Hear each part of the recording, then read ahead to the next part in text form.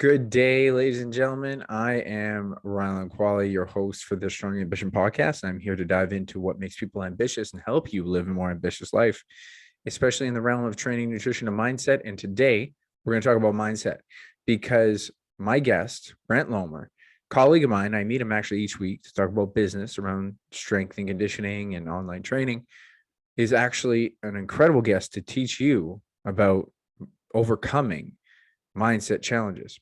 His mindset challenge was actually an eating disorder, and later on found out that he had some other personality tendencies that really huge struggle to overcome.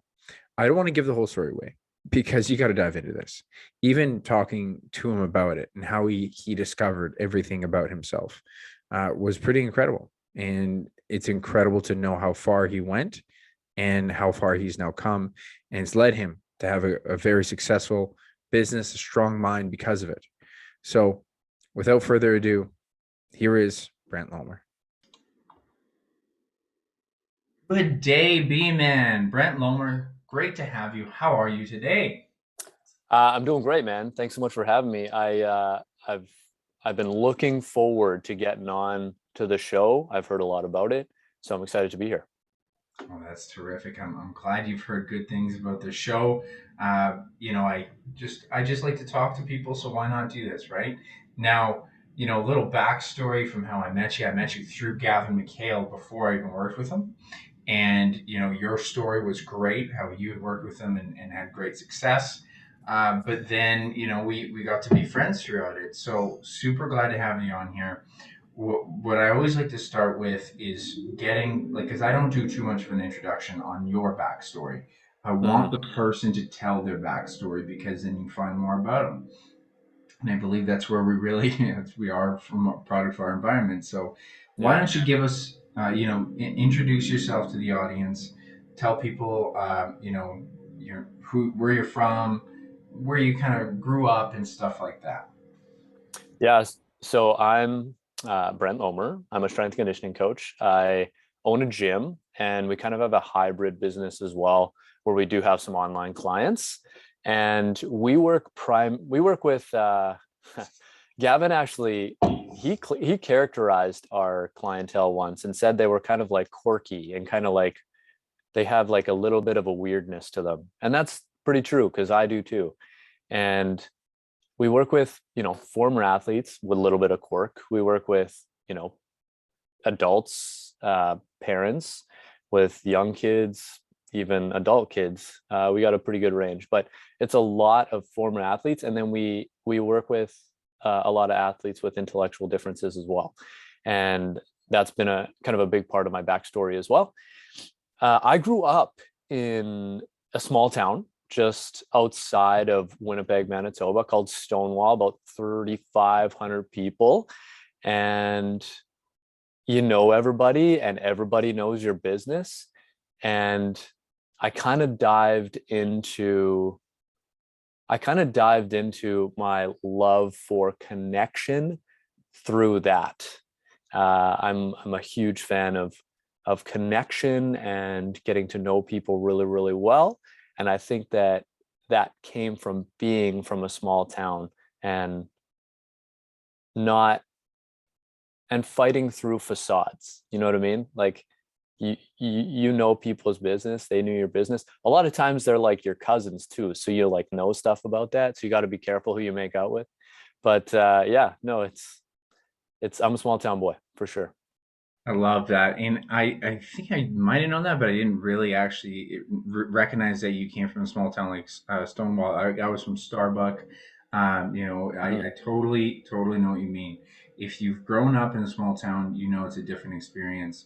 If you only have so many relationships, even if it's like someone you inherently don't love, you still respect because you only have so many relationships, so you can't really afford to lose people, right? So I mhm. totally value that, and I think you get to know people better intuitively. It's like, well, there's only so many people here, right? Yeah. I had a high school of under 400 people, and you have like less than 100 people per grade.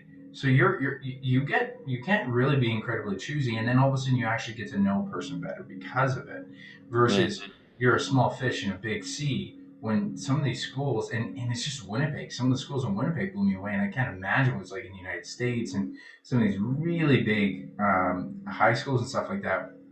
You'd feel tiny, but like everyone knew each other in our school. So I think it's very impactful. And in the town, like you say, like one thing happens, everyone knows it, and plus it gets twisted. But at the same time, you said something about just getting to know people better, and I think that's a huge value point. And you're also a hockey player, right? You were a fellow goaltender like myself, right?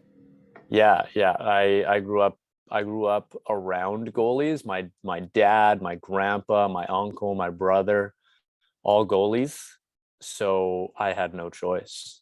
I also really love the equipment. That was a big part for me. You know what I mean?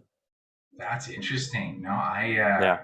the goaltending experience, and I think what gravitated, it was part of the equipment, but it was just the uniqueness of it. And being Mm, like a different kid, I was like drawn to, let's try something different. yeah. And I recognized years later that it was the adrenaline of shutting people down, right? Of like a Oh, big interesting. save. And to this Yeah, yeah, day, that's what I live for if I'm out there. It's like, I want a big save. yeah, yeah, I was just, being a small goalie, you have to make big saves. yeah. And no, it's huge. But that's interesting that you had this lineage because, I didn't really have that. And, for the most part, my parents are like, oh, he likes goaltending, expensive equipment. He's always got to Mm, be there. Like it's a bit of a challenge, but it's interesting. You came from the lineage. So what was mhm. it like for you? Do you feel, and this is just my depiction from being a goalie, I attribute a great deal of my personality, not just because of the environments, because that's a part of it, where you're making friends and stuff like that, but really the mental aspect of goaltending. Would you attribute any of your personality to that upbringing? Oh yeah, for sure. I think that so being from a small town, especially when we were younger, I only had, and I didn't play really high level. Like I played until about 15. So I never really got into like AAA or anything like that. Our team was good. I was good, but I never had a backup or like another goalie that I paired up with. And that I think messed me up a little. Not mess me up, maybe mess me up, but definitely like shaped a lot of who I am because not as you know as a goalie, you're the last line of defense. But even behind that last line of defense, if there's another goalie on the bench, then at least if you're having a rough game, you can just, you know, go ride the pine for the rest of the game, right? Coach pulls you, takes you out, relieves you. But I only had that 1 year so I started playing goal when I was 9 until 15. So for 6 years, so 5 out of 6 years, I did not have a backup goalie. And it was a period of very impressionable development, right? Like 9 to 15. You're very impressionable at that time. And I think that lent itself to some personality characteristics that I've carried with me today. Mainly like I I don't like to rely on other people for stuff. You know what I mean? And you mentioned having a big save. I Me and Gav were talking about this. So obviously our mutual contact, Gavin McHale, he we're talking about this. Gavin's a goalie as well. I remember this one time when we're playing Lakeside and they had these two sharpshooters on their team. And I kept trying to put myself out of position so that I could dive across the net and stop it and on one of these two guys. And and that's what I did. So I purposefully got myself out of position and I dove like a full blown like dive across the net, Derek Jeter kind of style, and and I caught it, and it was amazing. And I think I did it, and in fact, I know I did it because I was searching for validation. That was my way of getting validation from the crowd by like overdoing it, but having to make a crazy save in the Yeah, process. I totally know what you mean. actually, it took me years to recognize that I was doing that in practice, and that's actually Mm, if the way you practice, the way you play. And it's not mm, like I had any goalie coaches that say, "No, you always want to be reserved. You control the puck. You put it to the side." Like this year in beer league, I'm like, "Hey, that should have been to the side. I didn't need to kick it out in front." But when it's a yeah. friend, it's like, "Here, I'm going to kick this to you, and then I'm going to rob you with my stick or my glove." And Right. then Yeah. years later, it was actually funny when I was in juvenile and it was in the finals, and it's harder for me when my team's doing good because the team, like when my team has a lot of pressure, I don't get shots to feel the puck. And then I noticed that the crowd for the other team was calling me rebound. And I'm like, oh my God, I am. And so it was like Yeah. this epiphany moment. I'm like, yeah, this is a bad, bad habit. And I also think there's something Mm, about being a small goaltender is just really hard. Like, it took me years to realize just how much harder this play is. But you do have the agility to make up, right? So mm, it's harder to make just these clean, simple, boring saves, but you have the agility to do a dive. Like you don't see too many. I think Jonathan Quick's one of the only guys. Like there's not too many Hasek like guys that are 6 foot tall or taller because you just can't have that agility at that level. And that's why Tim Thomas was kind of this just nice little hybrid where he had good angles, but he would be able to dive. But there's not mm, too many goalies really dominating below 6 feet for that reason. But no, and in that's a part, and this is actually something that talk to players and they'll fully agree. You actually play a secondary role in the whole game this way. It's not just validation, it is momentum. It is an environmental, mm, like emotional push that you give every single player on the bench. Where right. if you did a boring save, they'd be like, awesome, yeah, he's there. But if you do a dive across, you're like, oh man, let's go, let's go. He made Right. a big Right. save. We got to get going. And you get to actually grab momentum from the team and say, fuck you. And then Yeah. and then the team that you're on is actually that much more inspired and I still to my best of my memory I'll always remember the one that was in juvenile. Like juvenile is not the most competitive hockey. It's guys who didn't want to play any junior, but they're pretty good in high school, right? And some of them weren't even that good. But it was one of the biggest saves I ever made. And it was very similar because it was such a random one where we were actually down. It was like, I think 3-2 or something. We were down, but it was 2-on-1, hit my head, went over to the far guy. And it wasn't the cleanest dive, but I literally punched it with my glove out. Like it was going right in along the ice. Love it. And that big save shifted the momentum. We came back and won it. And then we won the whole juvenile later on. I said, that save made it. Like that save was Nice. everything. Yeah. And Yeah. and that's why I totally know what you mean. It's not just validation; it's momentum, and it's also like you say, instincts. If you do it in practice all the time, but I Mm, think that's great that you come from that background. And the other thing I was curious about was because you have just the way that you said that term, and you've done this before when we talk. Because for the listeners that don't know, I talk to Brent and John as well, like every week, and we talk about business. But you have this introspective mindset similar to myself.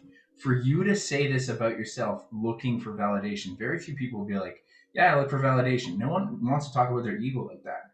So mm, I'm curious if you see, because that's what I kind of felt from being a goalie. You have to sit there and be introspective for the whole game. You're not talking to anyone, right? That's why right. Patrick Waugh was always known for talking to the post. Do you feel like that was a part of you becoming more self-analytical? Um, oh, that's a really good question. I'm sure it did lend itself to that. My dad, being a goalie, would coach me often. Like, so, you said you didn't really have a goalie coach. I always did. It was always my dad. So although he wasn't on the bench, he was at every single one of my games, and he would coach me after, and he would say like, hey, when you did this, you do this, do this, do this, you're trying to reach everything with your glove, like just get your body in front of it, whatever. And that, I think I may have internalized some of his voice inside of my head, where I started to kind of predict what he would say. And then over time, it just morphed into a blend of us, you know what I mean? A blend of my voice plus the blend of his voice. That's a great question, man. I've actually never thought about that um, from the perspective of my dad aiding in my like self-awareness, but I've always thought of my mom, because my mom is very self-aware. And I just remember this one time when we were, man, I was like 12, and she was studying for this. It's like a CFP, Certified Financial Planner, which is a big exam. And she would just like work her ass off with us all day, taking us to hockey, taking us to sports, helping us with homework, whatever it was, and making supper or whatever. And then she would study for this exam at the end of the day. And I remember like at midnight or something, she's still studying. Um, but she was so aware of her shortcomings and her ability to like do that. And I always thought that I just kind of developed some of that from my mom, but it's pretty apparent that it came from both my parents for sure. Yeah, that's really cool that you had this voice of your dad in your head. I think that Mm-hmm. I mean that's really cool, in some sense that, he's mentoring you with it. And I think that's probably why I feel I look at my own path in terms of I didn't have that in most things until I was finally older and I started to seek out mentorship. I'm like, wow, things become easier with mentorship. But I Totally. do very much appreciate what you're talking about with, seeing that depiction from your mother. And it's super important to look at this, I think, in like, you see both the positive and negatives of your upbringing because, my dad was a get the work done guy. He was kind of on edge if he's doing it, but he would get it done. And my Mm-hmm. mom was, more of a very analytical person. She was I wouldn't say my goalie coach, but she was my confidant when it came to like post game. It's like we talked about how I played and just talking me through it. She was the person who made me feel good about being a goalie in the first place, and just saying if you do this, you have to be ready to let shit go. Like she didn't swear at me when I was a kid, but that was the fundamental lesson of just Mm. you have a bad game, you got to let it go. And that That's really that cool. character trait right there is one of the most defining character traits that I have. So that's why I'm saying about you being a goalie defining character because it was for me. It was a big Mm-hmm. one. But I'm curious, beyond goaltending, what other very impactful things within your upbringing, within your experience, kind of defined your character from your perspective? Yeah. Well, when I was 12, I got into fitness. My dad had these green, actually, I still have some of them. These green weeder, you probably remember, and they can make like the dumbbells or whatever. So I have them in my house just as a like an homage to my beginnings in the fitness industry. But yeah, I started working out of my basement with my dad's weeder dumbbells that he got, adjustable dumbbells that he got like in the 70s. And yeah, I would do some curls, do some presses, do some rows, whatever, and go for runs outside. And I loved it. And I thought fitness was really, really cool. And I like how it made me feel, and I like how it um, made me look. And I told my mom actually one day that I was gonna, when I was 12, I'm gonna be a trainer. I told my mom I'm gonna be a personal trainer. 12 years old, and she was like, yeah, yeah, sure. But I don't know how serious you take a kid when they say that, but yeah, she never really discouraged it. But that was interesting. So that was my first exposure to fitness, and that was obviously really impactful for me as well. That's it's always cool to hear how people discover it. It's in the Mm-hmm. teens usually quite often, and then and bear in mind, we're around the same age. The fitness was kind of not really a thing unless you were like a bodybuilder, right? Or Mm-hmm. like football players would do it. That's actually where I even learned a great deal of my stuff was my buddy who was in football, and then he was like, "Yeah, it's chest day today," and then I would skip back day because I didn't understand why to do back. I wanted a better. I wanted my chest to not be man boobs, You can't and you then can't you can't see your back in the mirror. no, no, can't see it. And then so now obviously that's why I got my chicken wings on my back. But no, it's really interesting to see this progression, and actually just that you right away knew that you wanted to do it. Because for me, it didn't dawn, honestly, it did not dawn on me until I was like 20 that it would be a really cool experience. So you're on this path of wanting to be a trainer. You're Mhm. getting big into training.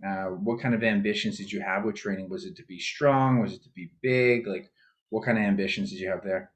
Oh, that's a great question. So there's this, I almost want to screen share it with you, but I won't. So there's this picture of Ryan Reynolds in 2003. It was a 2003 cover of Men's Health. I don't know if you remember, but it was 2000, maybe 2004. Um, yeah. Anyways, around that time, 03, 04. And Ryan Reynolds was he was in this like pool, and it was like so like from the waist up, and he was just like jacked out of his face.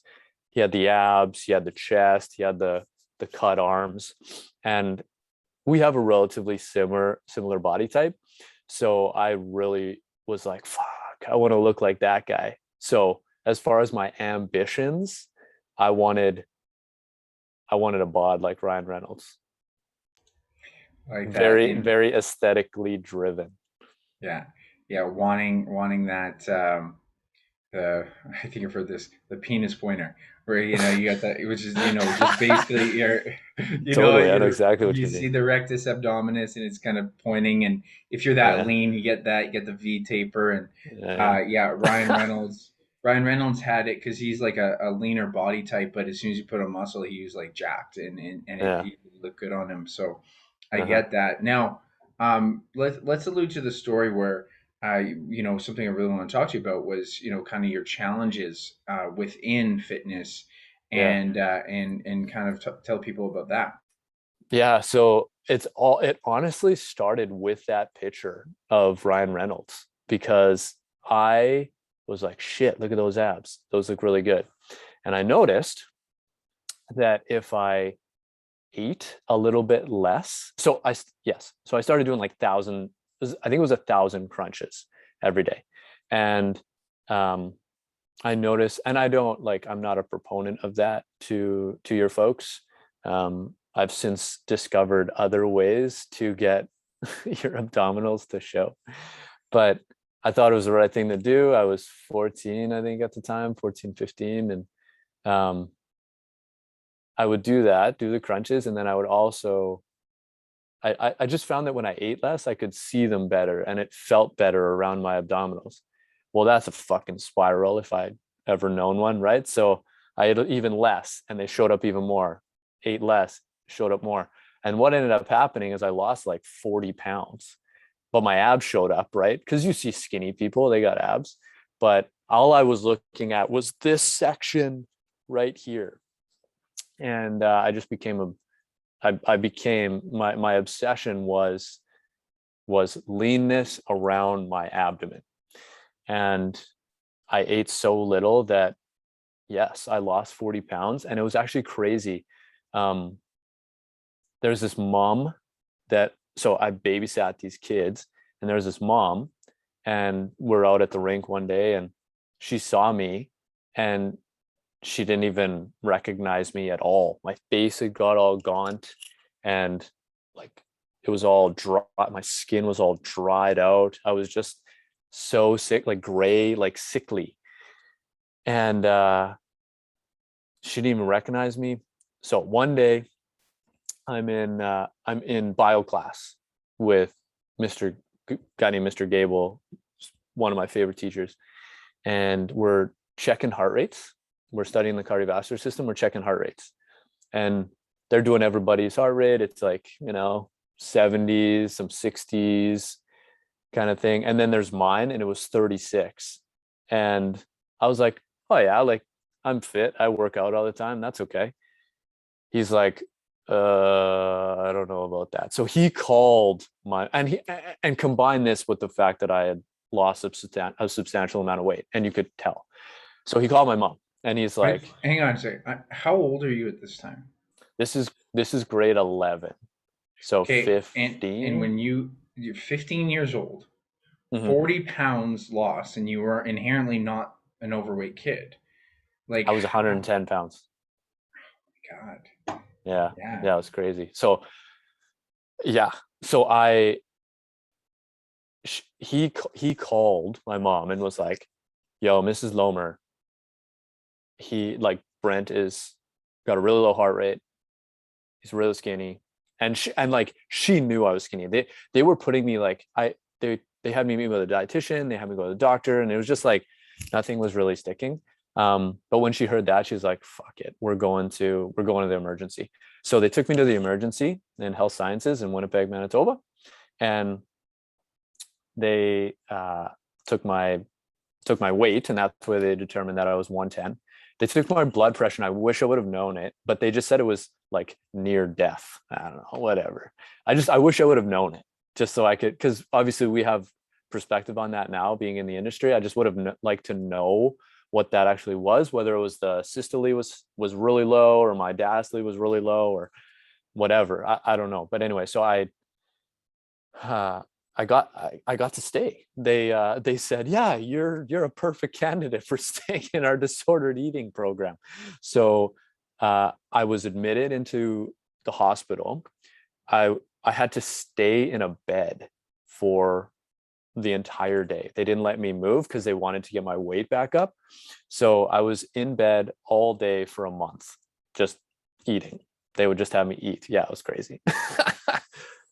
Well, that's kind of interesting, and I can't imagine how hard it is for both the individual like yourself and even the practitioners. But I guess like you said that laying in the bed, like would they let you go for walks? Would they let you do exercise if you wanted to? Like No, no, no, no, no. why? Dude, it was crazy. So I could only get up to go to the bathroom.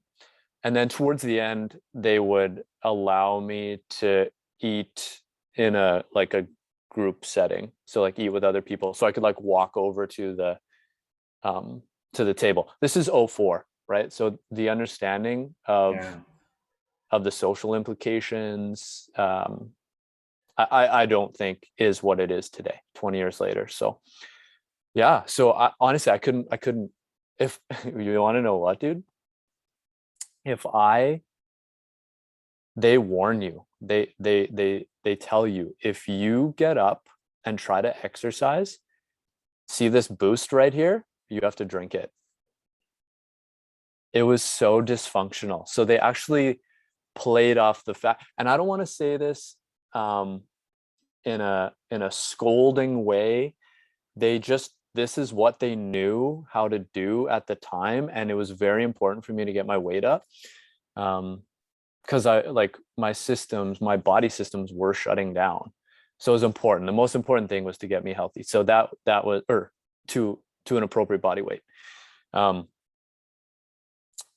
so they said, if you move, you have to drink a boost, which was, I think it was like 220 or 250 calories or whatever it was, to offset what you do. So they used it as like punishment, but played off the fact that I had anorexia nervosa and I was afraid to gain weight. So they're like, hey, and I'm afraid of food. Like, hey, if you move, you got to eat.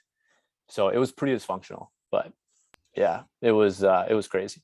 But Well, it's so like I say, this is hard for both the practitioner and the individual because clinical level of anorexia, like people are afraid of food and becomes such a mindset around food that you almost enjoy the feeling of starving, right? You have a because you get this feedback of seeing yourself get leaner from it. And mm, so on their end of it, I do understand why they're like you have to push it. I would imagine for the first few days, yes, to get, but like again, you're not wrong to say early 2000s that the knowledge about exercise and all that stuff is pretty minimal.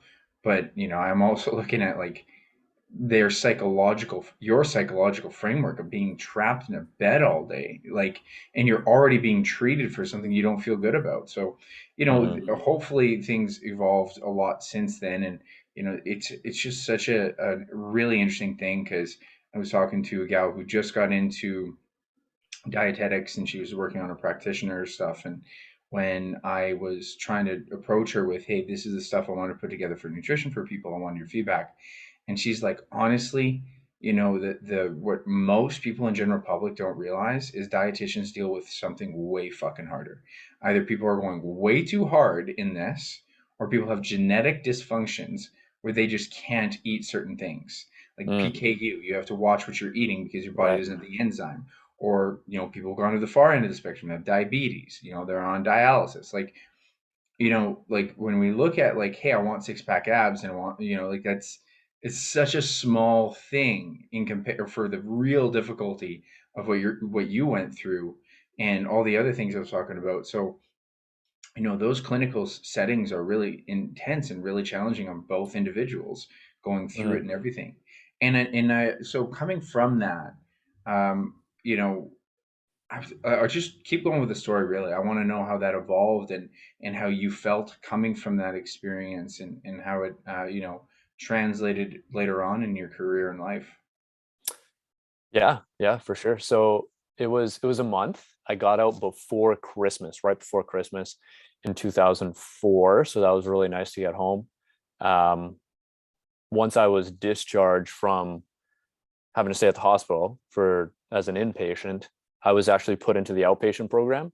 They classified me as appropriate for the outpatient program for disordered eating. So then I continued to have counseling for the next 2 years, year and a half, 2 years.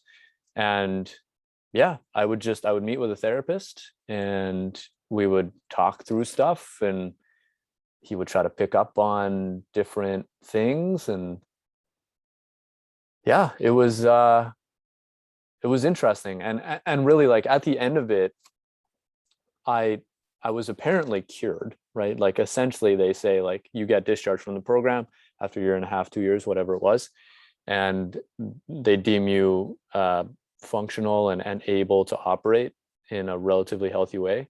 But, like, truth be told, dude, I know what they wanted to hear. I knew what they wanted to hear, and I knew what it took to get out of there.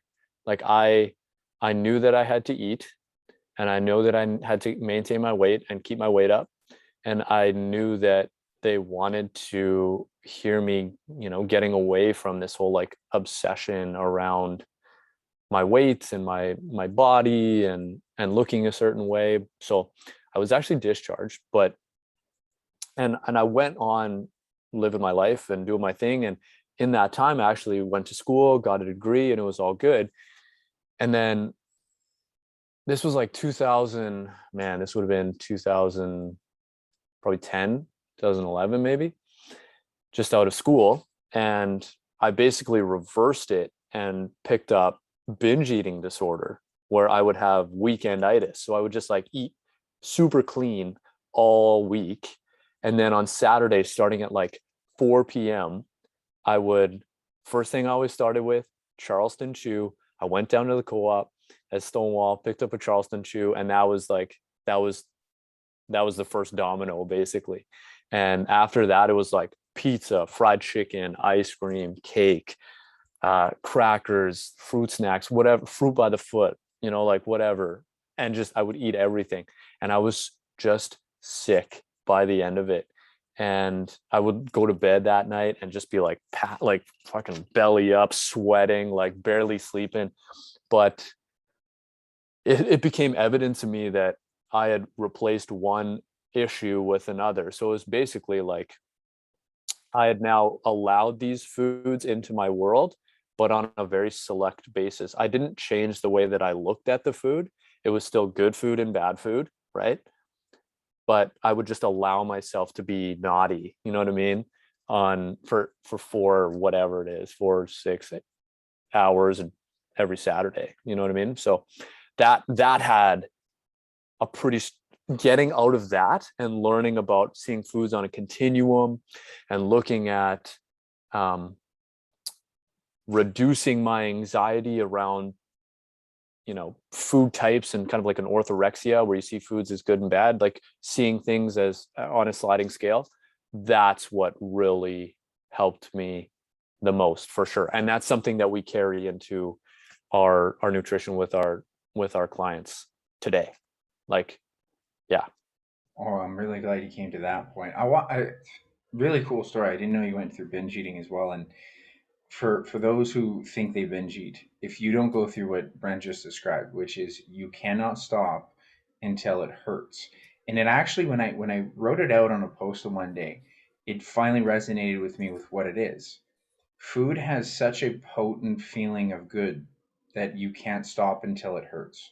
So really think about Oh that, yeah. that Yeah, you yeah. have such a potency to how good it feels, the experience of eating food, that it has to start giving you biofeedback in your body that it hurts in Huh. order to stop. It's not fulfillment until it hurts. And then you go to bed and you can't sleep. You're sweating because the body's trying to work so hard to digest it. That is binge eating. When someone says that they binge, make sure that you understand like that again, everything's going to be a continuum, but that Hmm. is what people are talking about. Like I very much relate to what you're talking about. Mine is usually enhanced by marijuana, but I could Mm. definitely do that sober as well. Now, the one thing I wanted to come back to just really quick, and I want to, and then can talk about that spectrum of eating and how you came out of it. Because for me, I always wanted to look great, but I couldn't starve myself for very long. I couldn't, people go through bulimia. I couldn't make myself throw up. The closest thing I ever did was laxatives, which was, it's still a form of bulimia to some degree. And, because it is trying to pass through you quicker, I was just more comfortable with that act than I was throwing up. Hmm. But there's something like that I find really interesting, that you had such a pull and drive to be leaner when you, just from my understanding, is you naturally have a leaner physique. Why do you think you had such a potent like favoritism to it? This idea, like any idea where that might have come from? This drive, like the Yeah, almost like this almost like need to borderline feel. Yeah, like it, and like I obsession. mean, maybe this goes into the OCD, but like, what is it that you think? Like, hey, I got to have his six pack abs, and I don't care how much it hurts. Like, it Mm. had to have hurt to lose 40 pounds. It had to have hurt to get to that extent.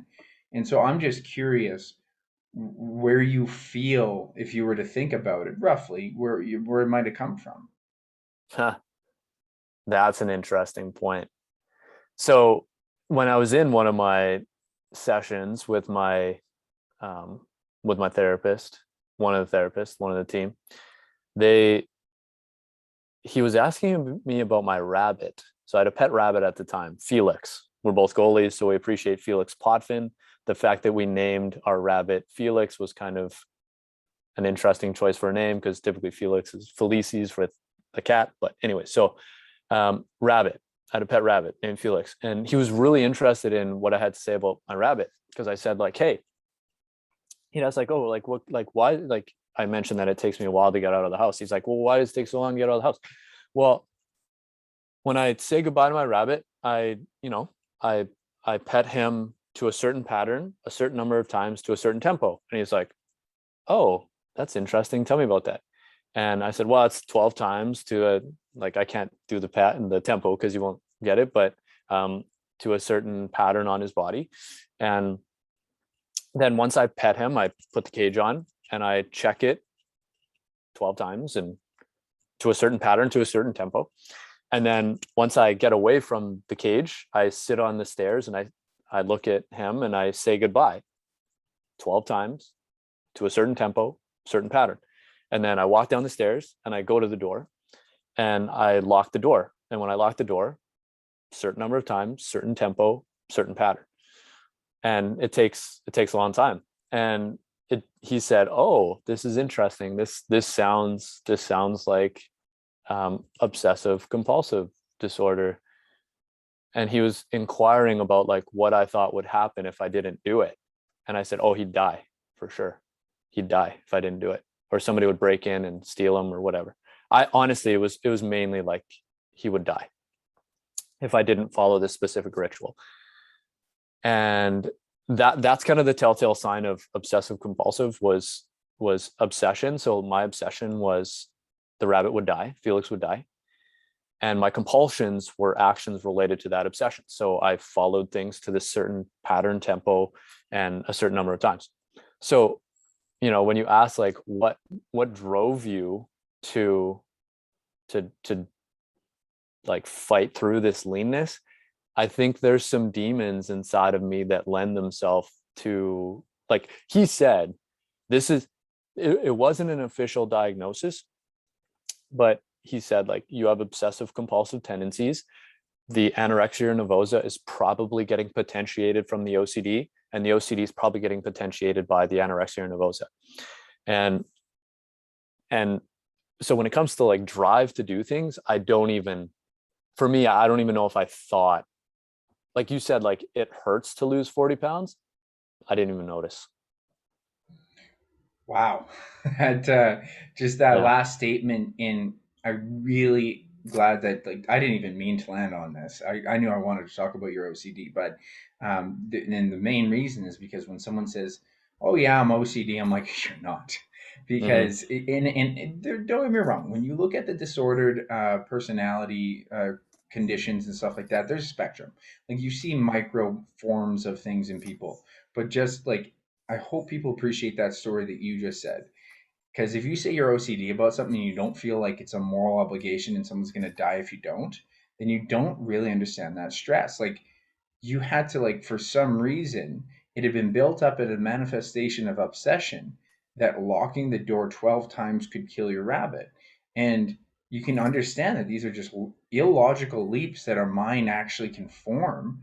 And to have to overcome that is incredible. And so I Mm-hmm. just think that it's really important for people to recognize that I can appreciate your obsession over certain things, but Mm-hmm. OCD just needs to be more. I think people need to consider how hard that is. Harder. Like it's harder than you think it is.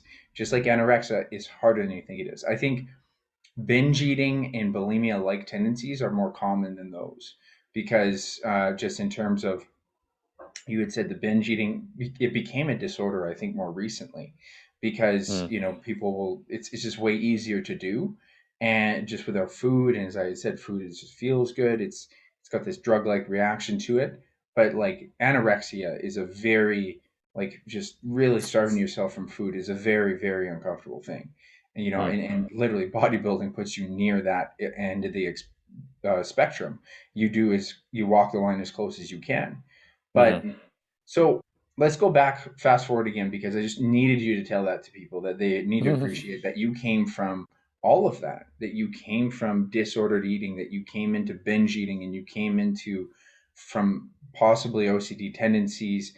And you said now you're looking at the spectrum. Now, I think one of the best parts of this story that I really want to even just ask you about because I'm not clear on how you have been able to manage this. Like one of the things you said is this sliding scale of food. You don't have to say good and bad, and it's so fucking important.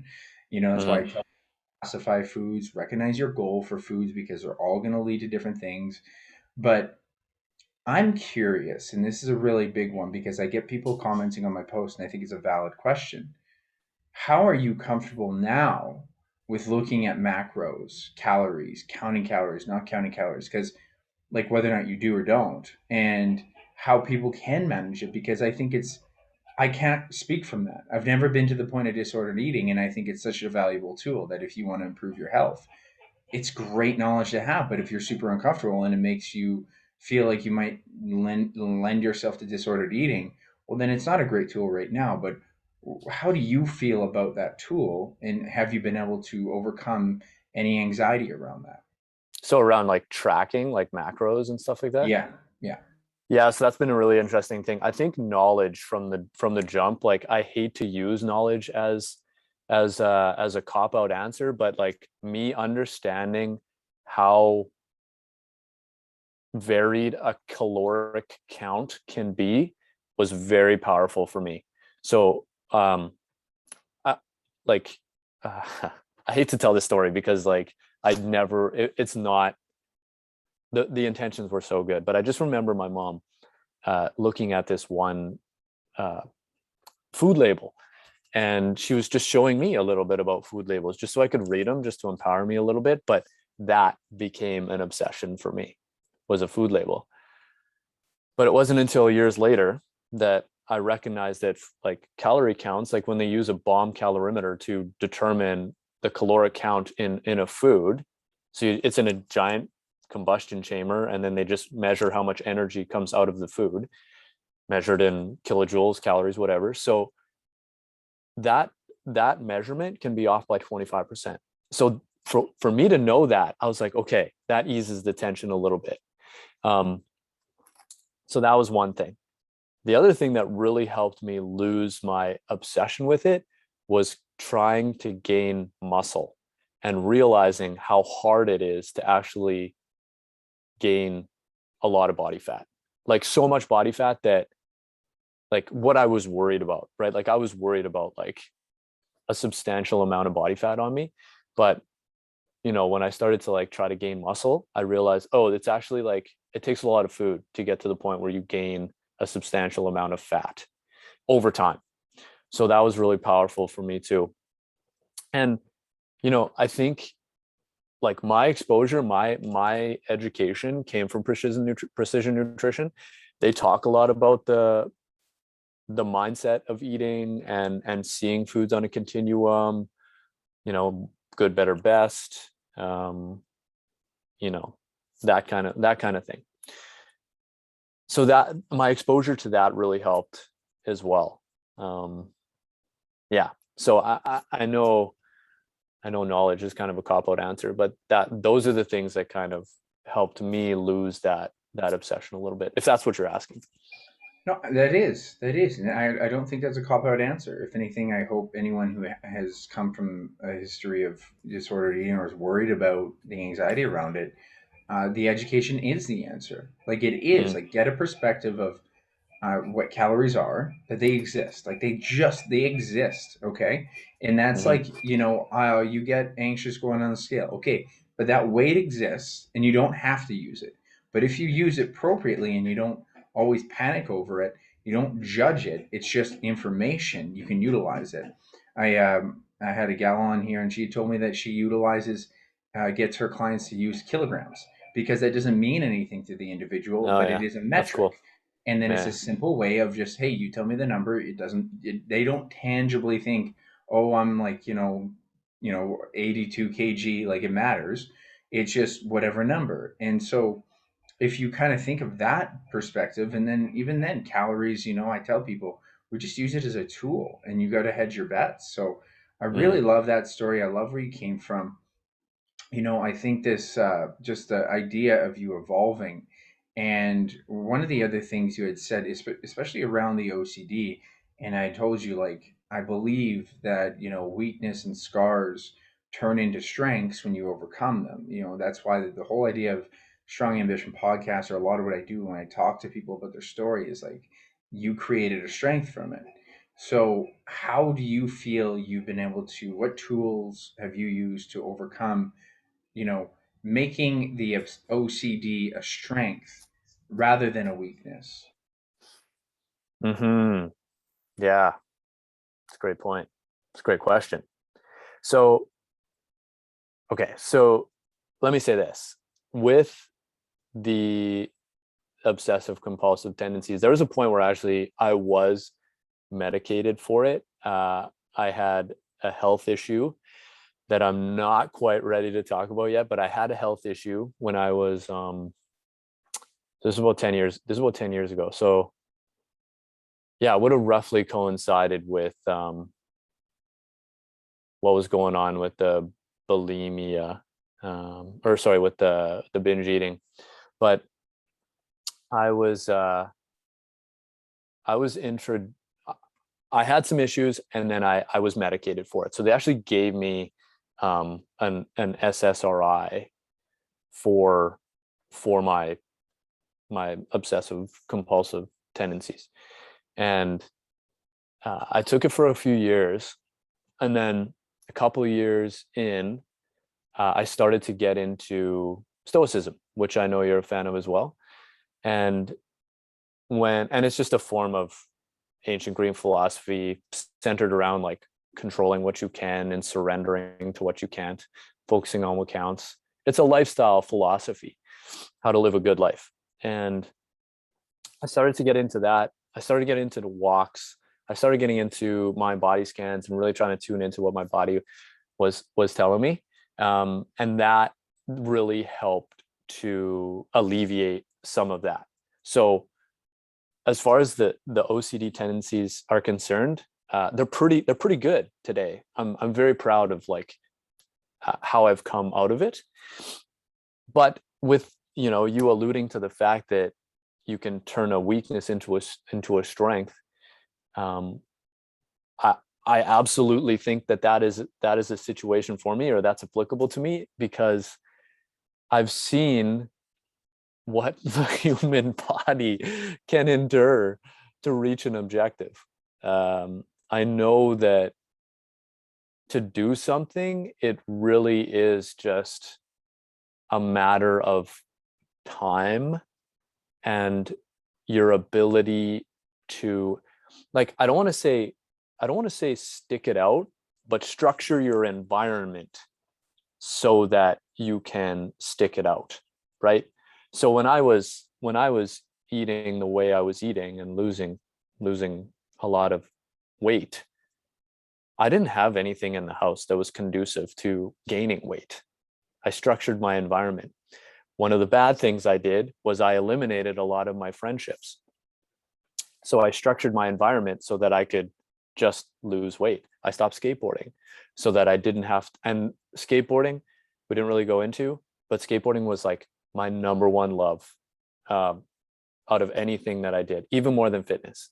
I love skateboarding, and I stopped skateboarding so I didn't have to be with my friends, so that I could focus on this losing fat thing. So that really allowed me to get to my goal. But now I get it. I see, like, oh, if I want to make more money, I need to hang out with other people that are making more money. If I want to get stronger, I should just train with stronger people, right?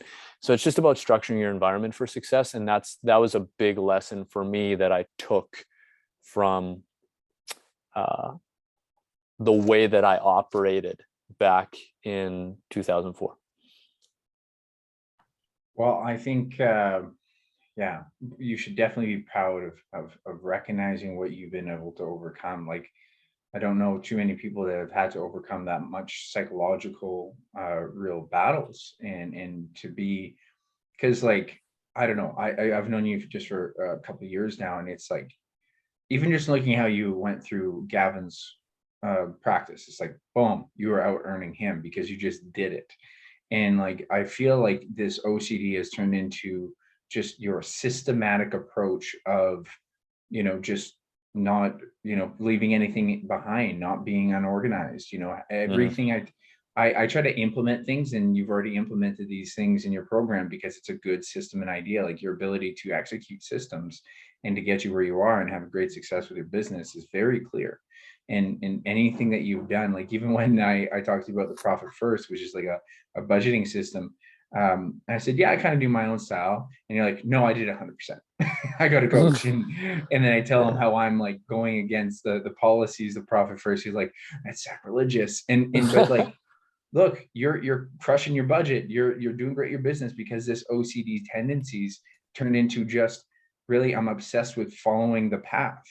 And then Yeah. utilizing this more, like, the Stoic philosophy, the mindset. It's so fascinating to me how much of a, I want to say, comeback it's making in the last 10 years. Like, I Mm, just think, with Ryan Holiday making those books, more people like, oh, maybe we just need to think about our feelings and emotions differently. And when right. you see people start to overcome things, it's, that's why people hate using this. Or, don't love the term meditation unless you understand what that means. But that's why the word mindfulness is coming a bit more on the forefront, to maybe tailor that language different for people, to make it Right. not so much about sitting there and saying home. It's about, Mm-hmm. no, just be with your thought for a second and understand that thought is just a current instinct. It's not permanent. And so to be able to overcome that, I think is awesome, and utilizing those strategies. So, I could dive into so much with this, with fit, and you know what, especially when we come talking about body image and stuff like that, I have to have you on here again, because I'm going on my own kind of really philosophical perspective on approaching my messaging for clients and everything like this, because we don't need to go this far unless someone needs to do a bodybuilding show or anything like that. Like, we have to understand better languaging as fitness professionals for what is the actual mission of health in Mm, fitness, because it's not properly done. But I could, that could be a whole podcast. We're gonna do that next time. But what I want to totally. know, to wrap it up, because Mm-hmm. it's Strong Ambition podcast, baby. So tell me, Mm-hmm. what is your most current ambition? And then tell the followers or all the listeners where they can find you at. Yeah, for sure. So are we talking like performance ambitions? Are we talking about like business ambitions? What do we want? What do you put ambition around? Totally. Okay, so I mentioned skateboarding, and I came to the realization that like I still want to go pro in skateboarding. And as much as I'd love to do that, I think there might be some like physiological and skill development things that are just too far back to actually make a hard push at this. Um, and it's really hard for me to admit, but I've learned to be realistic around it. But anyways, I want to be. I don't know if you folks know Eric Cressy, but Eric Cressy is like the go-to strength and conditioning coach for baseball, specifically pitchers. I want to be the Eric Cressy of skateboarding. So like the performance coach that skateboarders go to. That is my ambition. And yeah, if you folks wanna look me up, I'm just Brent Lohmer on Insta and Facebook. And if you are interested in looking into our business at all, we're just superheromoviefit.com. Love it. Yeah. That's another thing we bonded on is, right away when I first met you, it's like, yeah, I'm a huge fan of superhero movies and the superhero stuff. So I really love that messaging. Yeah, Yeah, this is great. We got to go meet Johnny after this. So we'll wrap it up. But totally. this has been an amazing conversation. And like I say, I'm going to definitely have you on again or do an Instagram live with you because I think there's something very not clear for people about body image. But this story that you have, I think is incredible. And so I'm so really happy that you and I got to really comment on this. You are so good at talking about something that was really hard for you. And I think Hmm. that's Thank you. extremely cool. Well, I mean, I think that just shows like what this mindfulness and stoicism has done for you. Because Mhm. when people talk about these things, normally it's such a scar, but you didn't, and you're able to really tell a great story that can help people. So I think that's incredible. So thanks Mhm. again, Brent. And I'll talk to you in the other group, but I'll Yeah. have you on here again. Awesome, man. Thanks so much. Great interview. Great job. Thanks again to Brent Lohmer. That was a wonderful conversation. I really appreciate his authenticity, his just ability to be open and transparent with his challenges. And I think that's pretty inspiring. I think it should be inspiring for absolutely anyone. And especially if you have anxiety around food and disordered eating. I think if you know anyone that does, please share this episode with them because it could be extremely helpful to know that you do not have to be who you are forever in like a positive way. He took what was inherently his trauma and his scar or his wound of his past, and he made it his strength. I've always said the scars of the past are the strengths of the future. And, I look at his OCD tendencies and knowing him for the last couple of years, I now just see an extremely well-structured individual that, you know, gets shit done because he's so concerned about structure. Now, before this was a trauma for him, this was an issue for him, but now is a strength that's made him a tremendous business. And I really, really admire the person that he is professionally and personally because of it. So again, I hope this inspires you. I hope you take that as one of the most tangible lessons here, that you don't have to always be defined by your trauma in a negative way. It can become your strength. And so, remember to share this, as I said, like, subscribe. You can find more from me on Instagram at RQ Training Nutrition, and also my website, www.rqtrainingnutrition.com. But most importantly, with that whole sentiment, always remember the philosophy here. It's not about the pursuit of happiness. Rather, it's about the happiness within the pursuit.